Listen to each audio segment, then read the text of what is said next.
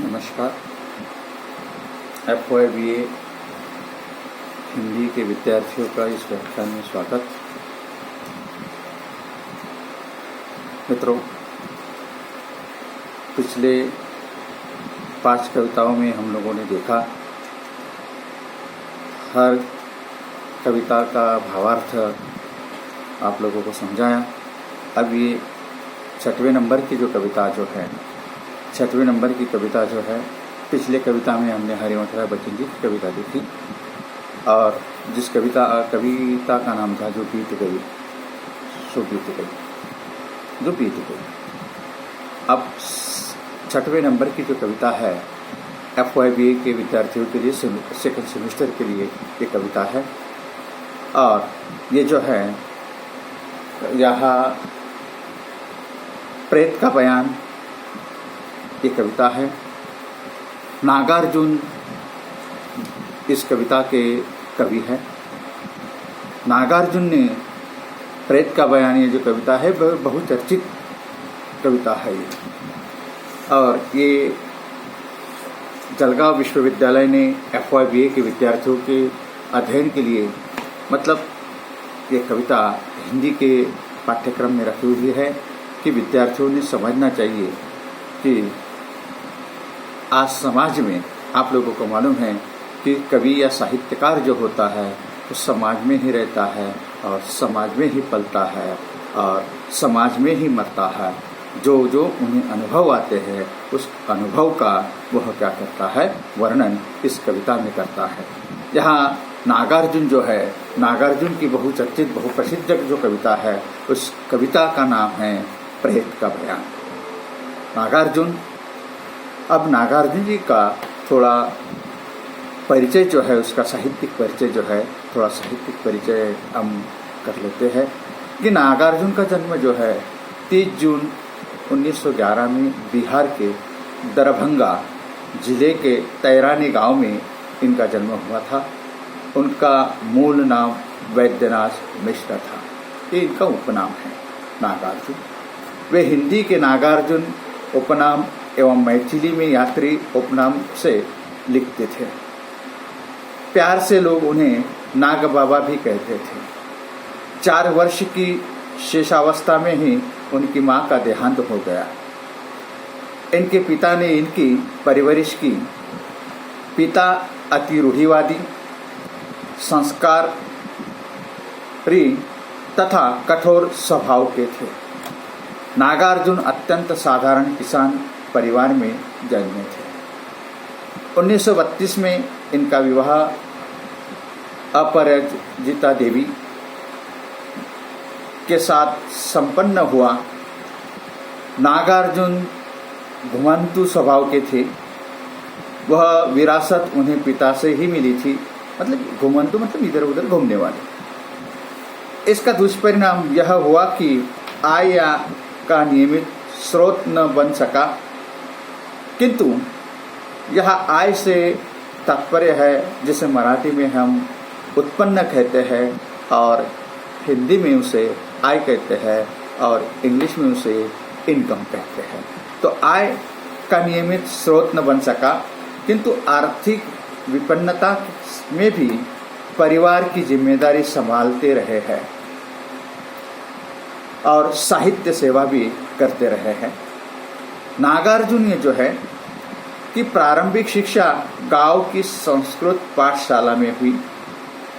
बाद की शिक्षा काशी और कलकत्ता में हुई। संस्कृत में उन्होंने साहित्याचार्य की उपाधि प्राप्त की। किशोरावस्था में ही उन्होंने बौद्ध दर्शन के प्रति रुचि उनकी बढ़ने लगी थी। वे पाली भाषा तथा बौद्ध दर्शन के अध्ययन के लिए कोलंबिया में रहे हुए हैं। साहित्यिक रचनाओं के साथ साथ नागार्जुन राजनीतिक आंदोलन में भी प्रत्यक्षतः भाग लेते रहे हैं।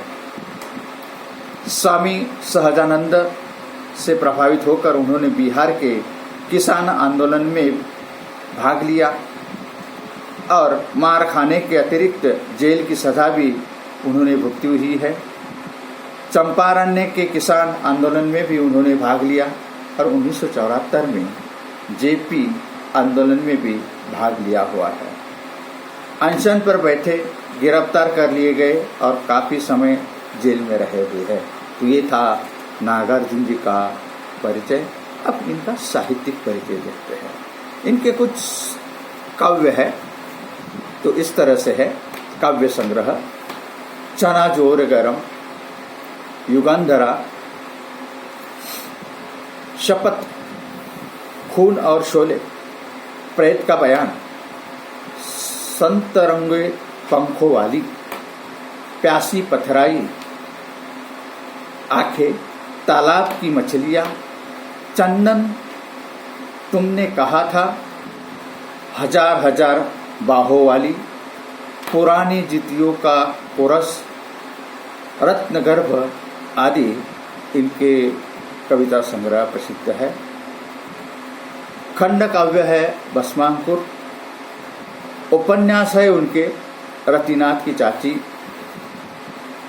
बलचनामा, नए पौधे, बाबा बटेश्वर नाथ, और बाद में दुख विमोचन, वरुण के बेटे, कुंभीपाक, हीरक जयंती, उग्र तारा आदि। अनुवादित इनका साहित्य है। संस्कृत काव्य मेघदूत की हिंदी रूपांतर। यहाँ अगर हम देखें तो नागार्जुन जी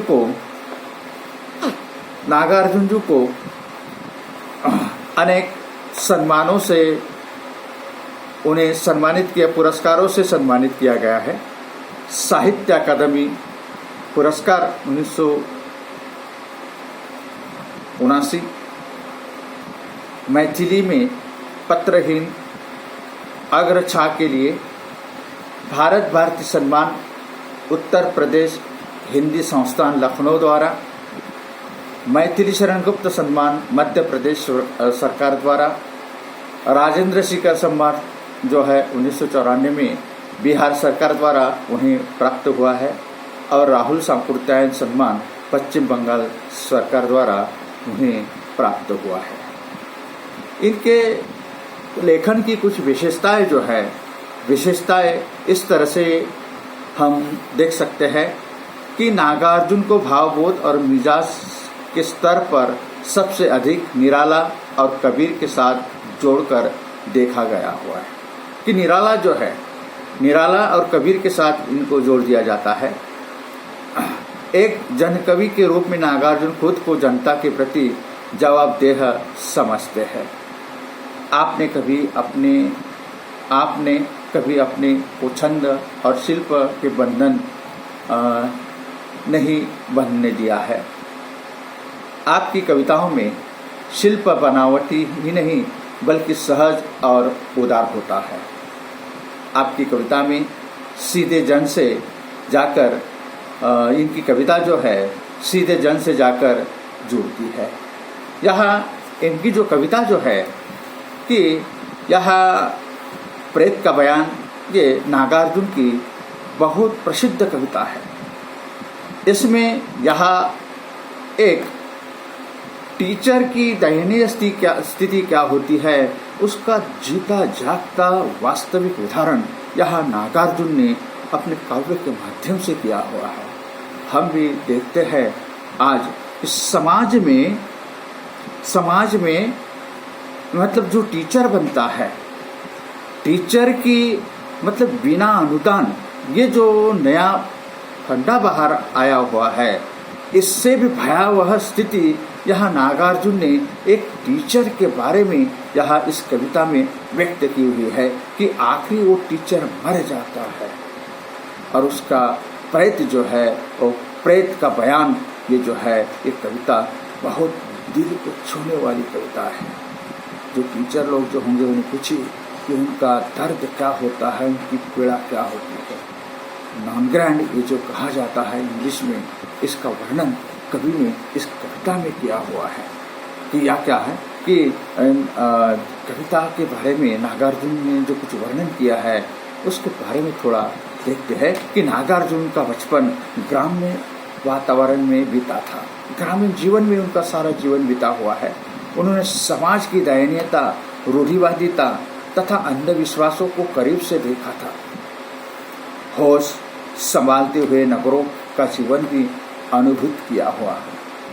उन्होंने जाना कि समाज की दयनीयता एवं अन्य समस्याओं के लिए पूंजीवादी व्यवस्था जिम्मेदार है।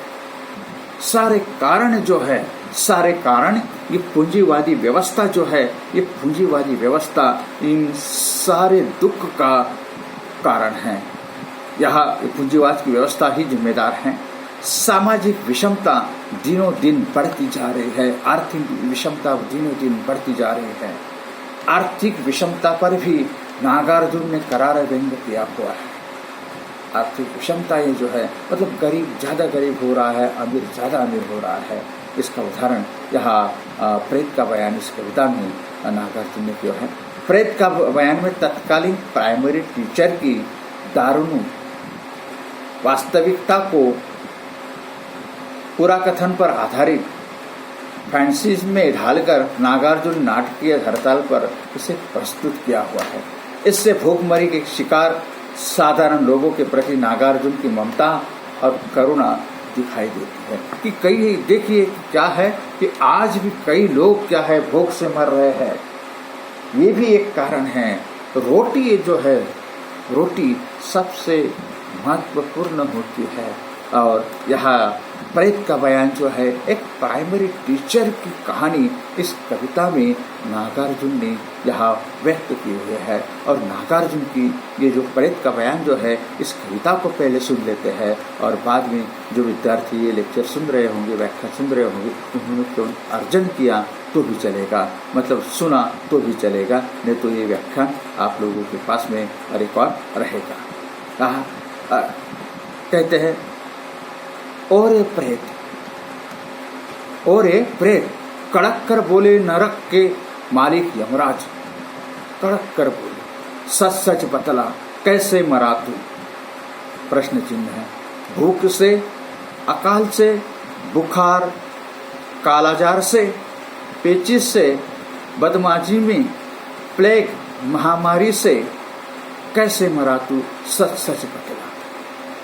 प्रश्न, महामारी से मरा, कैसे मरा था? यहाँ भूख से मरा, प्रश्न चिन्ह, बुखार से, कालरा से, प्रश्न चिन्ह, कैसे मरा तू, प्रश्न चिन्ह। आगे,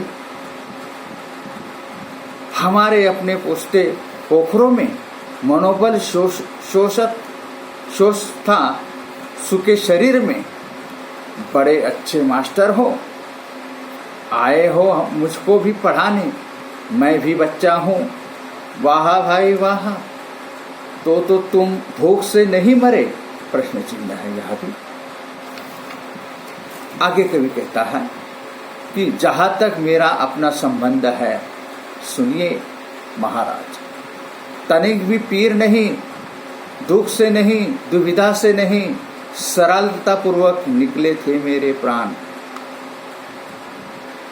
सहज न सकी आज अब पेशी का हमला, और एक दिन क्या है उसकी मौत हो जाती है। ये प्रेत सच सच बतला, तेरी मौत कैसे हुई, तेरी मौत कैसे हुई। यानी आप लोगों को मालूम है देश स्वतंत्र हो गया है, आज़ादी हमें मिल गई है, फिर भी क्या है, इसके ऊपर ही नागार्जुन कहते हैं, इनका व्यंग है आज़ादी के बारे में, कागज़ की आज़ादी मिली है, ले लो दो दो आने। यानी हमें स्वतंत्रता आज़ादी कैसे मिली है, केवल कागज़ पर आज़ादी मिली है, ऐसा इनका कहना हुआ है। स्वतंत्रता भारत में आज भी टीचर की क्या परिस्थिति है, इसका वर्णन कवि ने इस कविता के माध्यम से किया हुआ है। कि कवि कहता है कि ये प्रेत तू कैसे मरा, यमराज उसे पूछता है तू कैसे मरा। हाँ सब, और ये क्या है, चकमा देकर वहां से भाग जाते हैं। ये प्रेत तू सच सच बतला, तू कैसे मरा। प्रेत का बयान विभिन्न नाटकीय योजना के तत्व मिलते हैं। और ये प्रेत कड़क कर बोले, नरक के मालिक यमराज, सच बतला, कैसे मरा तुम? भूख से, अकाल से, बुखार, कालराज से, पेशी से, बदमाशी से, प्लेग से, महामारी से कैसे मरा तू? सच सच बतला।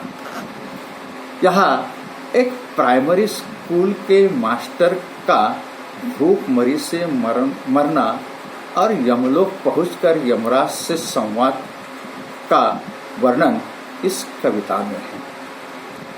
नागार्जुन ने अफसरशाही या बाबूगिरी जिसे हम कहते हैं और पूंजीवाद व्यवस्था की विसंगति और विडंबना को उन्होंने तीखे व्यंग के माध्यम से अभिव्यक्त किया हुआ है। नागार्जुन जो कहते हैं, नरक के मालिक यमराज के सम्मुख भूख मरे प्रेत की पेशी हुई है। प्रेत प्राइमरी स्कूल का मास्टर था, उसे 30 रुपये माह तनख्वाह थी, किंतु शासकीय एवं अफसरशाही व्यवस्था की विडंबना के कारण 9 महीने वो भी उन्हें नसीब नहीं होती थी।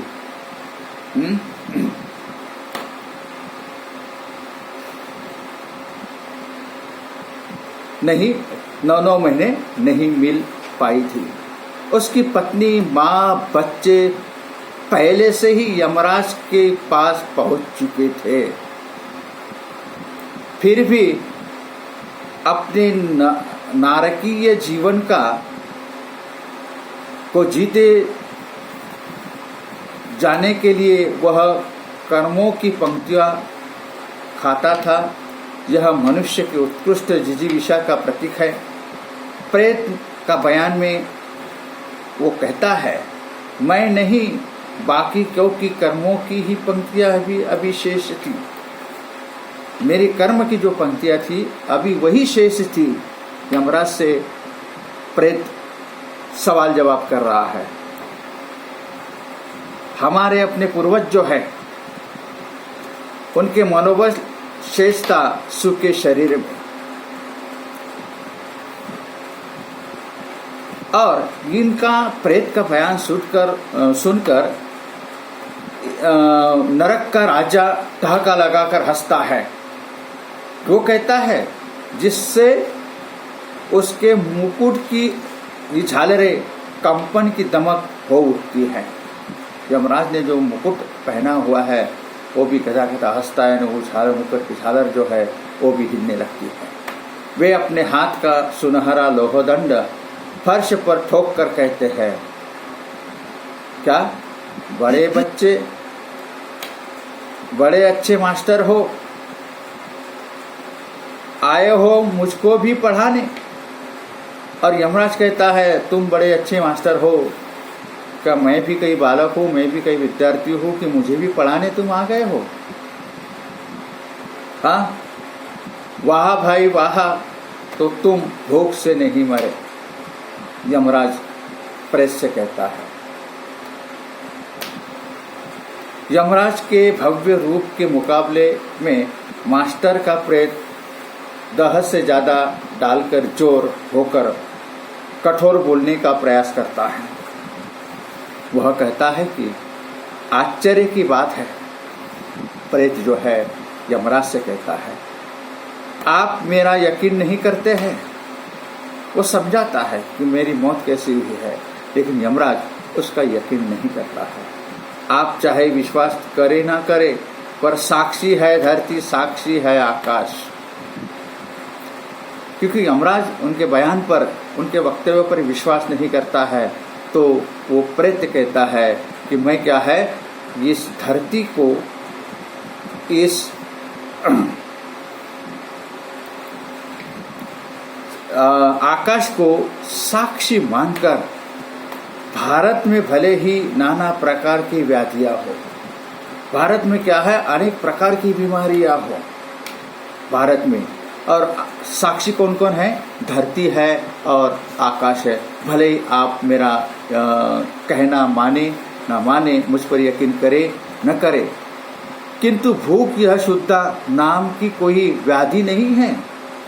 भूख ये जो है ये कोई व्याधि नहीं है, कोई बीमारी नहीं है। सावधान महाराज, हमारे समक्ष फिर कभी भूख का नाम मत लीजिए, क्योंकि ये भूख से ही मरा हुआ है।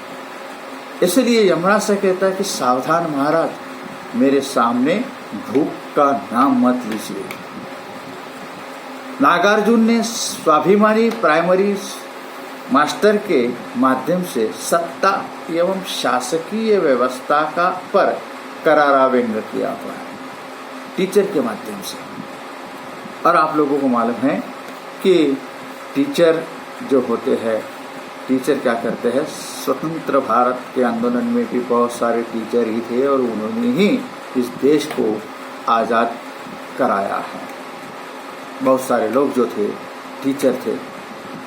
हाँ, स्वाभिमानी नागार्जुन ने स्वाभिमानी प्राइमरी स्कूल के हेड मास्टर के माध्यम से सत्ता एवं शासकीय व्यवस्था पर करारा व्यंग किया हुआ है।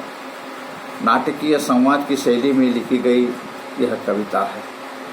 सहज सरल शब्दों में है, किंतु व्यवस्था को झकझोर देती है और चिंतन के लिए विवश करती है। बाबूगिरी क्या होती है, इसका वास्तविक उदाहरण यहाँ नागार्जुन ने यहाँ समझाया हुआ है।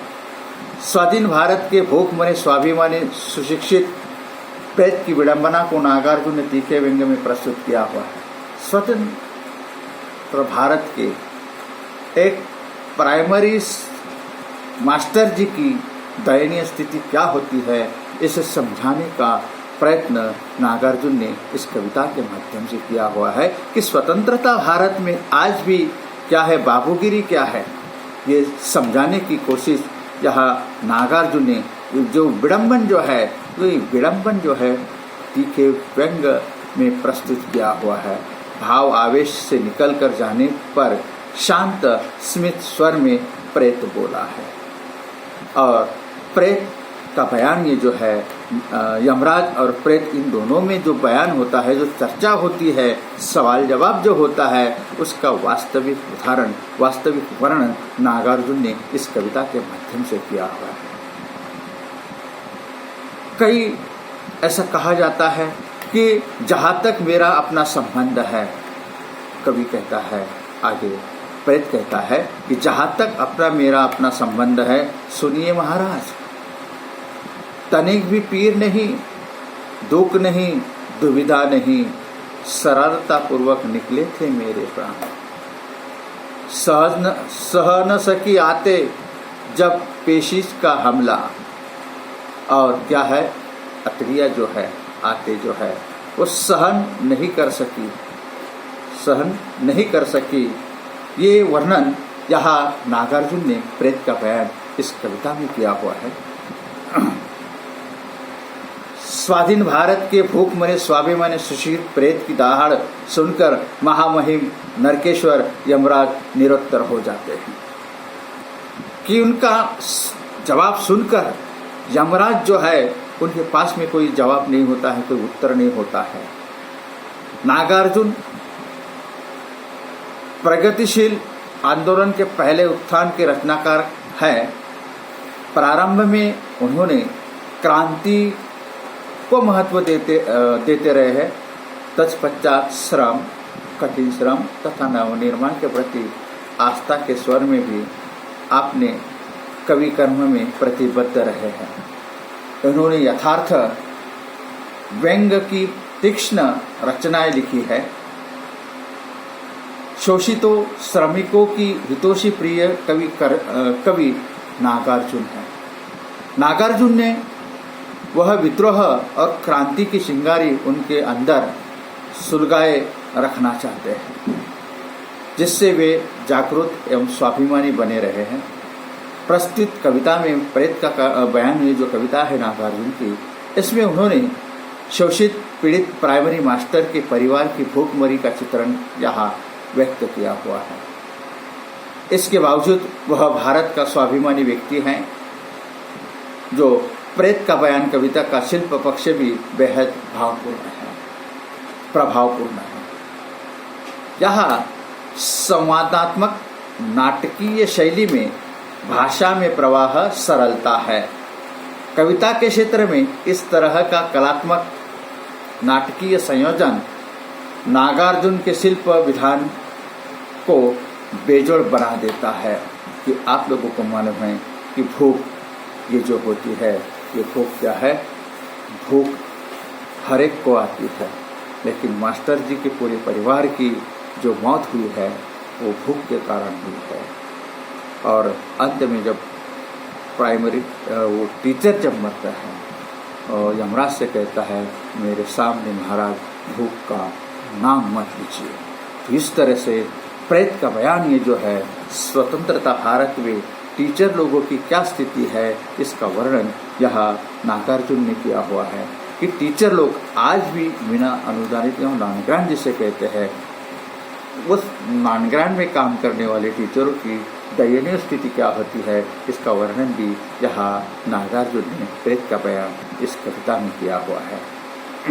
यहाँ नागार्जुन के यहाँ अगर हम देखें कि नागार्जुन की प्रेत का बयान इस कविता में कुछ विशेष बातें हमें यहाँ दिखाई देती है। प्रेत का बयान में तत्कालीन प्राइमरी मास्टर की वास्तविक कथा की कथा है। कवि ने कविता को पूरा कथे पर आधारित टेक्स्ट में ढालकर नाटकीय धरताल पर प्रस्तुत किया हुआ है। यमराज के सम्मुख प्रेत मास्टर का अपनी व्यथा बयान कर रहा है। कविता में शोषित पीड़ित प्राइमरी मास्टर के परिवार की भूखमरी की यह कहानी उन्होंने प्रस्तुत की हुई है। संवेदनात्मकता ये जो है, नाटकीय शैली का प्रयोग एवं भाषा में प्रवाह एवं सरलता का प्रयोग इस कविता में किया गया है। यहाँ कवि ने अफसरशाही ये जो है, अफसरशाही एवं पूंजीवादी व्यवस्था की विसंगति और विडंबना का को तीखे व्यंग्य के माध्यम से अभिव्यक्त किया हुआ है। यहाँ मास्टर जी की मौत जो होती है ये भूख के कारण होती है, तनख्वाह न मिलने के कारण होती है। और आप लोगों को मालूम है कि जिसकी लाठी उसकी भैंस, कागज की आज़ादी मिली है ले लो तो दो आने दो। क्या है, जो अमीर जो है वो सब कुछ खरीद सकता है पैसों के बल पर।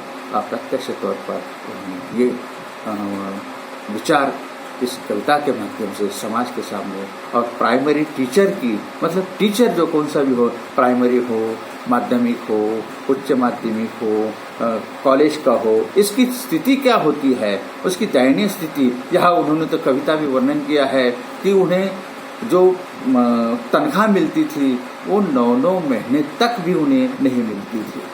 1, 2, 3 महीने हम समझ सकते हैं, लेकिन 9-9 महीने तक उन्हें 30 रुपये तनख्वाह थी, मतलब प्रति 1 रुपया रोज, वो भी उन्हें नसीब नहीं होता था। और फिर इसी के कारण क्या है, उनके परिवार के सदस्यों की भी मौत हो जाती है, सारे मर जाते हैं। आखिरी में बेचारा ये मास्टर जो है ये बचता है और उसे भी लेने के लिए यमराज आता है, यम आता है। और इन दोनों में फिर वहाँ यहाँ यमदूत के दरबार में सवाल जवाब होता है। और ये प्रतीकात्मक रूप से यहाँ नागार्जुन ने बताया हुआ है कि मास्टर और प्रेत ये जो है